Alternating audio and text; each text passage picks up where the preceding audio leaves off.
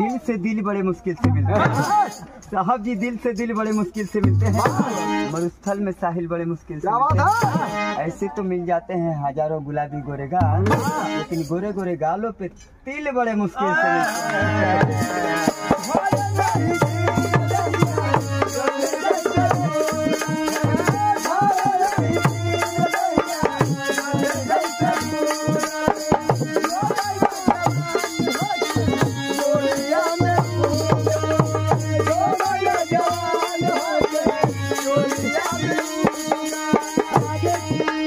भैया ये बताइए कि ये जो नाच गाना, ये आवाज कब से आपका शौक है या बचपन से?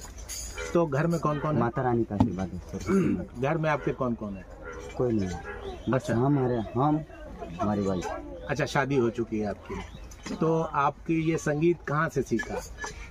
संगीत की पढ़ाई की है। अच्छा, कहाँ से? इलाहाबाद प्रयास। अच्छा, इलाहाबाद से क्या पढ़े? संगीत। ओह, शास्त्रीय संगीत पढ़े। Very good. और इस शास्त्रीय संगीत को पढ़ने के बाद इसी को आपने प्रोफेशन बना लिया और इसको चनाजोर गरम के साथ पेट के लिए कुछ करना पड़ता है जी। सपोर्ट नहीं कर सकती। अरविंद भैया थे, खुश हैं?